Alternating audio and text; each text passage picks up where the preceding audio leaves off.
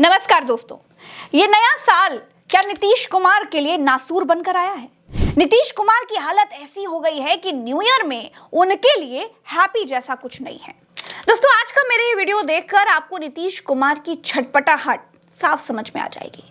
भाजपा के गठबंधन में खत्म होती नीतीश कुमार की पार्टी दिखाई दे जाएगी और आखिरी बार मुख्यमंत्री की गद्दी पर बैठे नीतीश कुमार दिखाई दे जाएंगे। दोस्तों, हुआ ये कि नीतीश कुमार 2 दिन पहले दिल्ली गए थे। वहां कांग्रेस के देश के पूर्व प्रधानमंत्री डॉक्टर मनमोहन सिंह के परिवार से उनकी मुलाकात हुई। खबरें आई कि नीतीश कुमार मोदी से भी मुलाकात करेंगे, शाह और नड्डा से भी उनकी मुलाकात हो सकती है। दिल्ली में मोदी नीतीश से नहीं मिले, शाह भी नीतीश कुमार से नहीं मिले। अब खबरें आई कि 4:30 बजे मिलने का तय हुआ है, नड्डा से मुलाकात हो जाएगी। 4:30 बज गया, लेकिन नड्डा भी नीतीश कुमार से नहीं मिले। अब आप देखिए कि जिन नीतीश कुमार की बैसाखी के सहारे मोदी की सरकार चल रही है, वो नीतीश कुमार दिल्ली दौरे के दौरान मोदी, शाह, नड्डा किसी से भी नहीं मिल पाते हैं। अब जानकार इसके 2 कारण बताते हैं। पहला कारण ये कि अब नीतीश कुमार की पार्टी तोड़ने का पूरा इंतजाम हो चुका है। अब भाजपा को नीतीश कुमार की जरूरत नहीं है। जिस दिन नीतीश कुमार डोर खींचेंगे, उस दिन परिणाम नीतीश की पार्टी के टूट के तौर पर सामने आ जाएंगे। गुजरात लॉबी को जितने सांसदों की जरूरत होगी, वो जेडीयू फलानी नाम की कोई नई पार्टी बनेगी और उसके सांसद गुजरात लॉबी को समर्थन दे देंगे, जैसे शिवसेना के साथ महाराष्ट्र में हुआ। दोस्तों, पूरी गुजरात लॉबी ने नीतीश कुमार को घास नहीं डाली, क्योंकि नीतीश कुमार अमित शाह की उस बात से नाराज हैं जिसमें आज तक के इंटरव्यू में उन्होंने नीतीश कुमार के नाम को किनारे करते हुए बिहार के अगले मुख्यमंत्री पर यह कहा था कि बिहार का अगला मुख्यमंत्री संसदीय बोर्ड की बैठक में तय किया जाएगा। यानी गुजरात लॉबी ने अभी से नीतीश कुमार को ठिकाने लगाने की तैयारियां शुरू कर दी है। नीतीश शाह से पूछ सकते थे कि उनको नीतीश के नाम से क्या तकलीफ है, या फिर मोदी ने शाह के बयान का खंडन ने क्यों नहीं किया। ये नहीं कहा कि बिहार का चुनाव नीतीश कुमार की अगुवाई में ही लड़ेंगे जी, नीतीश ही बिहार के मुख्यमंत्री होंगे।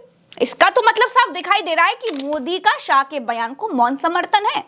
इसलिए अब मोदी भी नीतीश कुमार से मुलाकात नहीं करना चाहते। दोस्तों, दिल्ली में नीतीश की गुजरात लॉबी के किसी सदस्य से मुलाकात ना होना, यह नीतीश कुमार का अपमान है।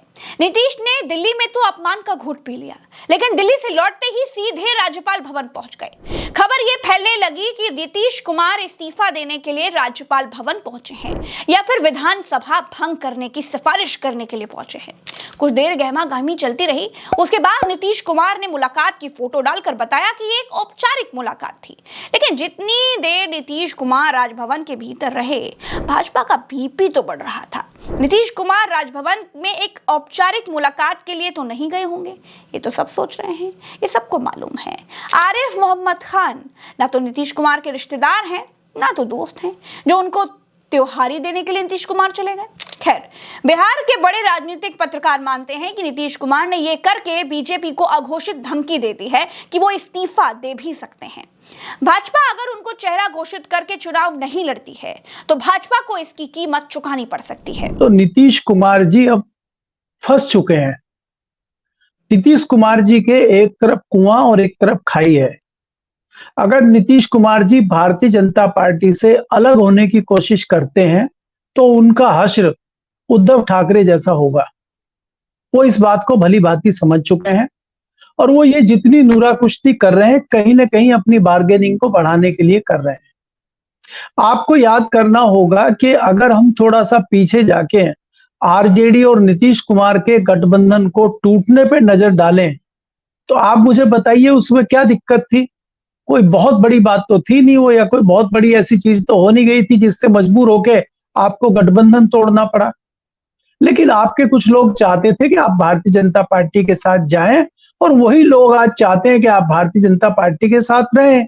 वो लोगों का आपके ऊपर दबाव है, और अगर आप भारतीय जनता पार्टी से अलग होने की कोशिश करेंगे, उसी दौरान आपकी पार्टी टूट जाएगी, क्योंकि पार्टी पे कब्जा नीतीश कुमार का बहुत कम बचा हुआ है। पार्टी पे कब्जा दूसरे लोगों का हो चुका है। आपको इसमें 2-3 चीजें अलग अलग देखनी होंगी।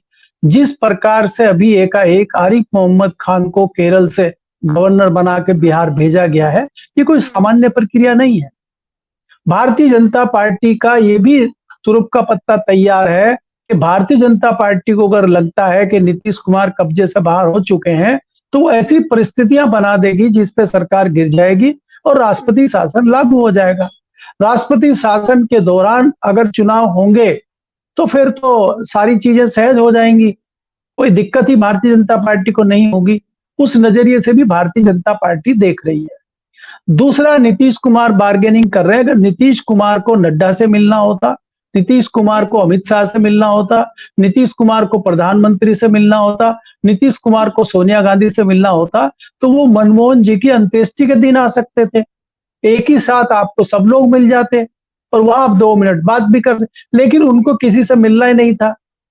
उनको कांग्रेस के जिन लोगों से मिलना था, कांग्रेस से मिलना था, वो उनसे मिल चुके। मनमोहन जी के घर पे उनकी मुलाकात हो गई। तो इसलिए इसलिए मैं कहता हूं कि नीतीश कुमार अब पत्ते उस तरह से खेल रहे हैं कि वो सेफ रहते हुए अपनी पार्टी को कैसे बचाएं, अपनी सरकार को कैसे बचाएं, उनका ध्यान इस ओर है। दूसरी तरफ गुजरात लॉबी के संपर्क में जब से नीतीश के सांसद ललन सिंह जैसे लोग आ गए हैं, जब से ललन सिंह मोदी जी की सरकार में मंत्री बने हैं, तब से वो मोदी के हो गए हैं। ललन सिंह का एक्स अकाउंट दिखाती हूं, देखिए 12 नवंबर से आप देखना शुरू करिए तो 12 नवंबर से आज तक 2024 का साल खत्म हो गया है। 12 नवंबर से 31 दिसंबर नीतीश कुमार के सांसद और मोदी के मंत्री ललन सिंह ने नीतीश कुमार का सिर्फ एक ट्वीट ही रिट्वीट किया। अब देखते जाइए अपने मंत्रालय के बारे में, अपने बारे में या फिर भाजपा नेताओं को बधाई संदेश के अलावा नीतीश कुमार की तारीफ में या फिर नीतीश कुमार को बड़ा दिखाने जैसा ललन सिंह का कोई ट्वीट आपको दिखाई नहीं देगा। अब वहीं पर आप भाजपा नेताओं की ट्वीट देखिए यहाँ पर मोदी जी के आशीर्वाद की तस्वीरें आपको दिखाई दे जाएंगी, उनके मार्गदर्शन में ये किया वो किया, ये सब लिखा हुआ दिखाई दे जाएगा। ललन सिंह नीतीश कुमार की शान में कुछ नहीं लिखते, लेकिन मोदी की शान में उनके लिए अपनी वफादारी साबित करते हुए लेख जरूर लिखते हैं। भाजपा के सम्राट चौधरी, किरण रिजिजू, ओम बिरला, प्रहलाद जोशी, नड्डा के साथ, शाह के साथ, फडणवीस के साथ फोटोएं डालना नहीं भूलते हैं। नीतीश कुमार अकेले बिहार में यात्रा निकाल रहे हैं, वो भी तो इंपॉर्टेंट है, लेकिन ललन सिंह ने 12 नवंबर के बाद से उसका एक भी ट्वीट रिट्वीट नहीं किया। क्या नीतीश कुमार इतना गिरा हुआ काम कर रहे हैं कि मोदी जी की कैबिनेट में मंत्री हो चुके ललन सिंह अपने ही नेता की यात्रा को रिट्वीट नहीं कर सकते? उसके उलट भाजपा के लोगों को बधाई देना वो नहीं भूलते। ऐसा क्यों है? और ऐसा क्या है कि नीतीश कुमार के अपने लोग ही नीतीश कुमार से दूर दिखाई दे रहे हैं? क्या नीतीश कुमार की पार्टी का शिवसेना होने वाला है? दूसरी तरफ नीतीश कुमार को आरजेडी से बीजेपी का साथ छोड़कर आने का खुला ऑफर है, लेकिन सूत्र ये कहते हैं कि इस दफा बचे हुए दिनों के लिए तेजस्वी यादव खुद मुख्यमंत्री बनना चाहते हैं। बात यहीं पर फंसी हुई है, क्योंकि तेजस्वी यादव को भी मालूम चल गया है कि नीतीश कुमार की पार्टी की छीछा लेदर होने वाली है। चाहे पार्टी टूटे या फिर चुनावों में नीतीश कुमार बीजेपी के साथ जाएं, दोनों ही सूरतों में नीतीश कुमार के बिहार के मुख्यमंत्री बनने के चांसेस ना के बराबर बचे हैं। दोस्तों, बिहार में नीतीश कुमार और भाजपा का गठबंधन जीतेगा तो भी सीएम भाजपा से किसी को बनना है। नीतीश कुमार के सामने ऑप्शन बहुत सारे बचे नहीं है, इसीलिए नीतीश कुमार राजभवन गए तो, लेकिन जो करना चाहिए था वो कर नहीं पाए और बीजेपी को संदेश देकर बाहर आ गए। दोस्तों, बिहार में भाजपा नीतीश कुमार के साथ सरकार में है, मलाई खाने में साथ हैं, लेकिन नीतीश कुमार को विलेन साबित करने में भी भाजपा लगी हुई है। यही भाजपा है जो उत्तर प्रदेश में यूपीएससी में छात्र प्रदर्शन करते हैं तो उनकी मांग मान लेती है, नॉर्मलाइजेशन रद्द कर देती है। लेकिन वहीं भाजपा बिहार में सरकार में है, छात्रों पर लाठियां चलाई जाती हैं, लेकिन नीतीश कुमार पर नॉर्मलाइजेशन रद्द करने का दबाव नहीं बनाती है, क्योंकि छात्रों पर जितना अत्याचार होगा नीतीश उतना विलेन साबित होते जाएंगे, उतना बीजेपी का फायदा होगा। बिहार में नीतीश कुमार के सहयोगी ही नीतीश कुमार की राजनीतिक कब्र खोद रहे हैं। 2 दिन से जो गहमा गहमी है इस समय दिल्ली से पटना के बीच, वो बहुत कुछ संकेत कर रही है। और एक नहीं, जितनी घटनाएं आपने बताई, मैं थोड़ा सा उसमें और जोड़ दूं कि एक तो नीतीश कुमार दिल्ली जाते हैं डॉक्टर मनमोहन सिंह के परिवार को शोक संवेदना व्यक्त करने के लिए, लेकिन कोई फोटोग्राफर नहीं। ये भी सूत्र कह रहे हैं कि वहां पर किसी कांग्रेस के बड़े लीडर के साथ मुलाकात हुई। क्या इसीलिए फोटोग्राफर नहीं गया था अंदर? किसकी फोटो आएगी, कौन मुलाकात कर रहा है? एक बात।